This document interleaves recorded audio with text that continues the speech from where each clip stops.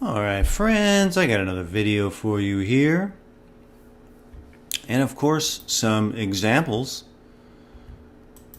What I am calling theory in action. Applied theory maybe? I like theory in action, I guess. And I use the process to explore my theories of how remote viewing might work. And I use the process here to explore some of my theories about how it might work.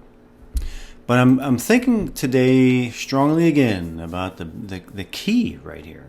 The key. The microtubule networks in the pyramidal neurons. Specific areas of the brain that I've been focusing on primarily for many years. CA3 region, dentate gyrus. And how these microtubule networks may be the key. I theorize they are the key to what I theorize as the simulation, the remote viewing simulation. That the experience of remote viewing is a type of simulation in the brain. How could that possibly be happening? Well, here's as an example. This is the range of time and space, or what is commonly referred to in remote viewing as a quote-unquote target. To me, it's I want to look at it for how I actually see it. Not as a target, as a range, a specific range of time and space. Specific range of time and space. And it exists in a state, some type of state. I theorize that state could be a state of gravitational radiation, or a state of gravitational wave. This is interesting here. Okay, this is the space station. This is the quote-unquote target. This is the range of time and space that I'm, under blind conditions, attempting to perceive and describe and experience. And here at the 40-second mark, I get this pattern complete. The pattern complete, again, is a neuroscience term. And it deals with the CA3 region of the hippocampal formation. Pattern completion is where partial information is processed in the brain, and it is then associated with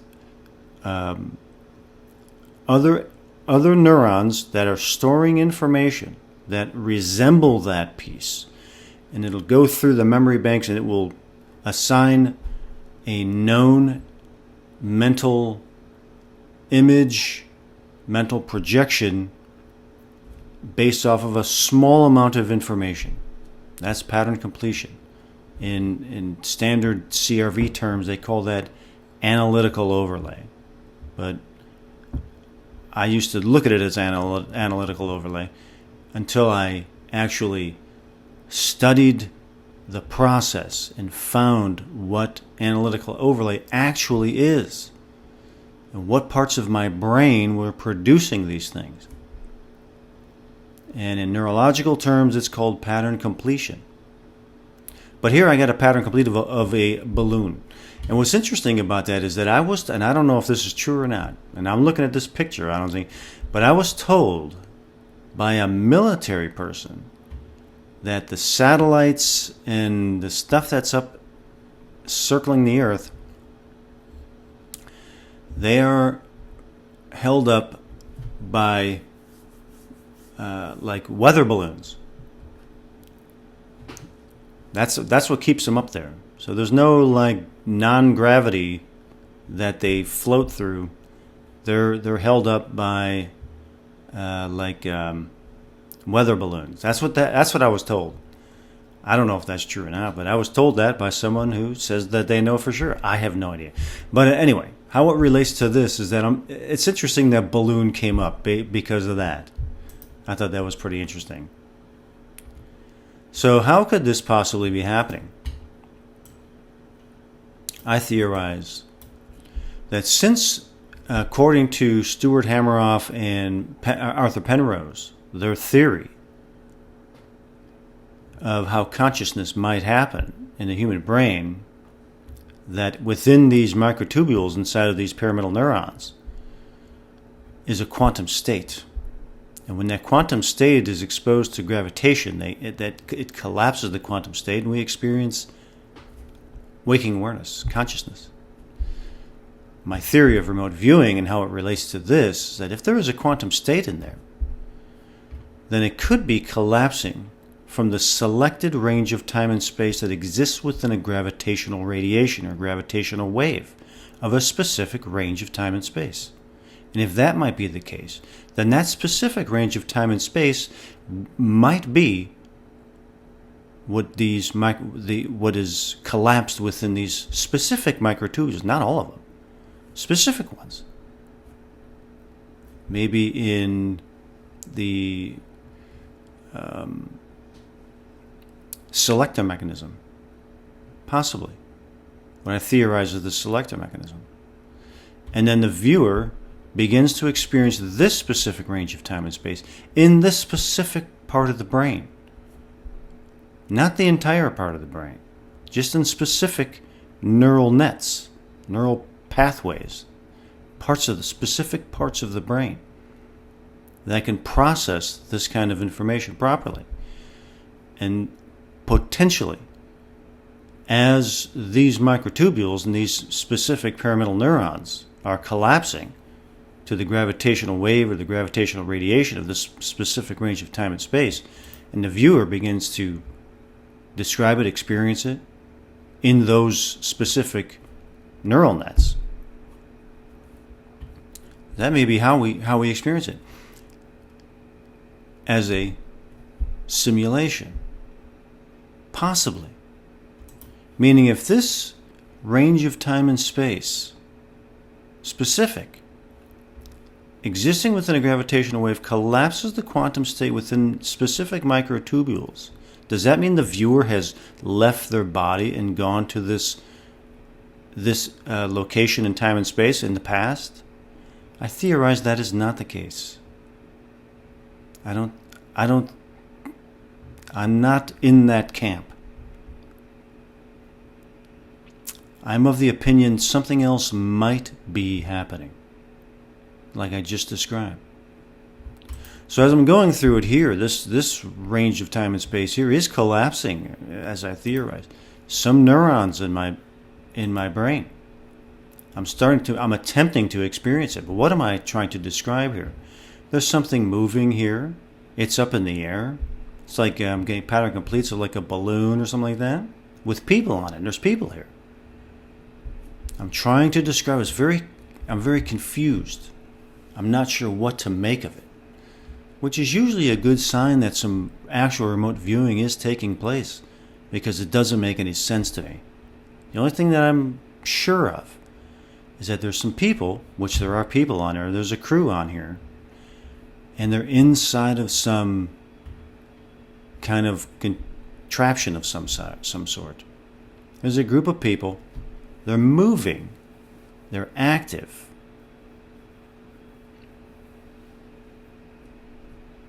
I don't know what they're doing. I'm not clear on what it means. And I theorize that may be the case because where these neurons are, CA3 region, dentate gyrus, I'm trying to keep myself within a state of pattern separation. Pattern separation meaning I don't want to complete a neural circuit of the image in my mind, which is of a balloon. I can't trust that. Okay, here's my complete so far. It's either a balloon, a plane, or a rocket. It's one of those things. It's up in the air and people are on it. I don't know what it's one of those things. At least the pattern completes are letting me know that. they're letting me know. It's one of those things, man. So I'm going through some dimensional sensations here. I'm going to go through some more ideographs because I'm confused and I don't know what's going on here. I'm getting more pattern completensive, like a blimp, Hindenburg. There are people on a moving device that's up in the air. And I'm happily confused, I'll say that. I'm happily confused because I'm cool with it. I'm not trying to really label anything. So here, there's the ground, here's the people, they're in something, and they're up in the air doing something.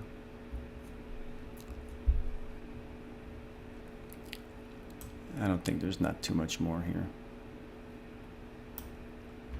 People on or inside a moving object. And that's it. So this is a base gestalt description. This is what I'm experiencing here. There's people on or inside of a moving object. It's up in the air. This is the ground. It's reminding me of like a blimp or a rocket or a plane. Now, how is that happening? I theorize right here.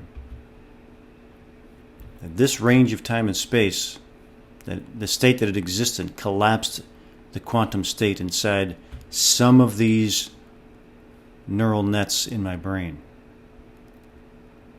That my selector mechanism, what I call the selector mechanism, was able to select.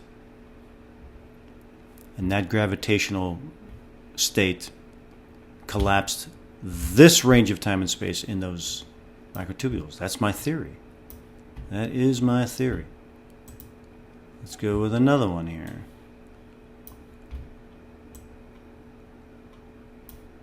Oh, I just showed you the end result. Again, I do what I call anything targets, and I do a lot of them.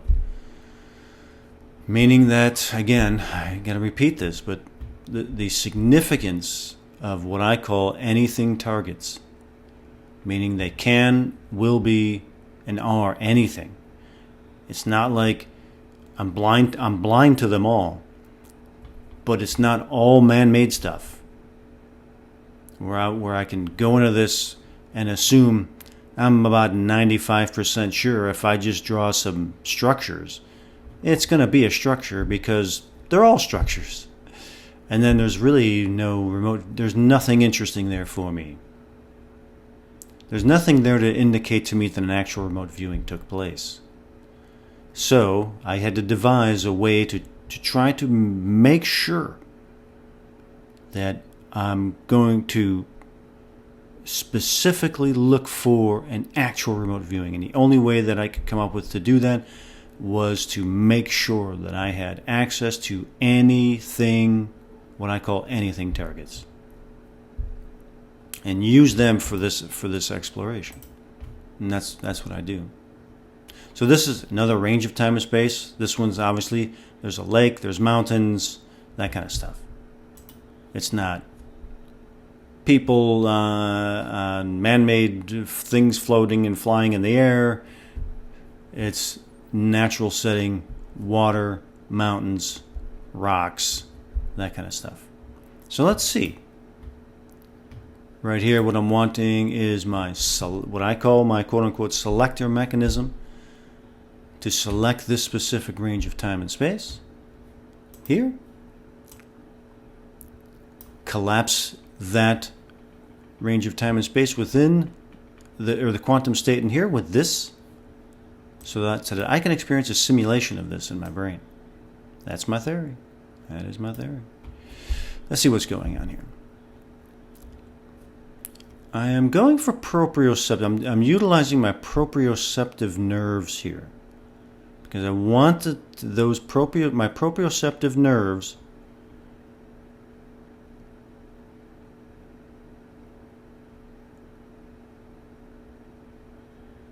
to allow me to begin to experience dimensionally a dimensional sensation. Right there was where. So we're about a. Hang on. Doing those, kind of feeling. I have a sense at this point that a remote viewing is. I'm feeling remote viewing potential right here.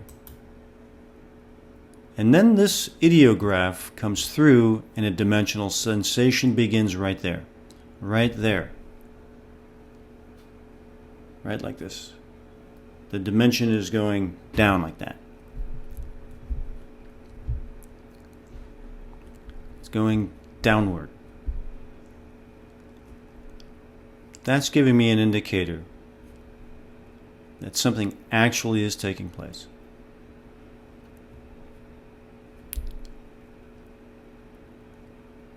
I got a pattern complete of amount of mountains here in my mind. Now I'm pattern completing them because I'm not completely confident yet. I have a dimensional sensation of something that's going like this, which is giving me an indicator that there is an actual remote viewing taking place, but I'm not ready to label anything yet. I'm rendering it now. This is what I'm perceiving here dimensionally. And it goes downward. The more I work with a dimensional sensation, the more confident I'm becoming here.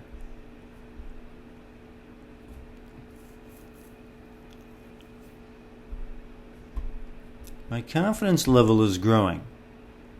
Dimensionally, I'm feeling good.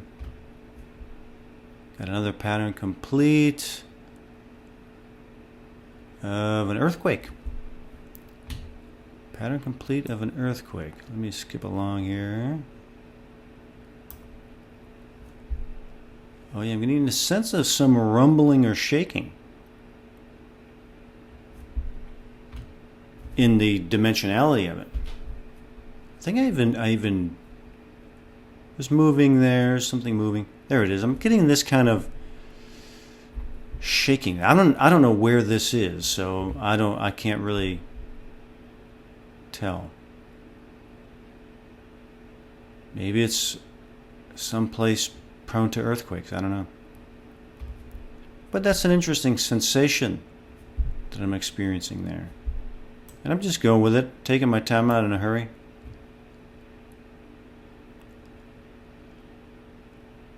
Within that, it's like a flowing, like a waterfall or moving river, something along those lines. That motion, that's all coming from the dimensionality, the haptic perception, the proprioception. It is bringing in that experience. Now I'm going to render it now, because I'm having it dimensionally. I'm able to do it now, and I feel very confident now. I can render this probably pretty correctly. Very rocky, mountainous. There's a decline here. Got a pattern complete of the Grand Canyon. My confidence level is pretty good. Got some more dimensionality there. That along with this rocky, mountainous, there's also moving and flowing and some kinetic energy as well. I'm like, okay, that's cool. I like it. Keep going. I got plenty of room left on my page, so I'm going to keep going. I don't like to waste that page. I need these ideographs. This is the most important thing here. I need every single one of those. They're very, very, very important. The dimensionality, there's that sloping down, kind of a crevasse. That's kind of where I was getting that Grand Canyon pattern complete. it's kind of it was a canyon or a waterfall.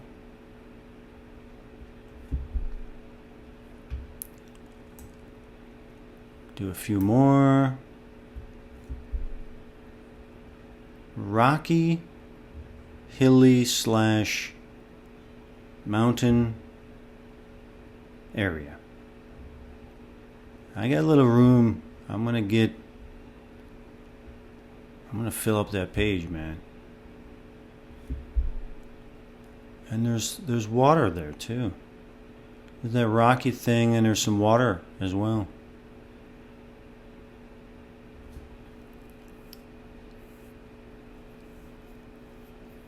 And there's my dimensional sensation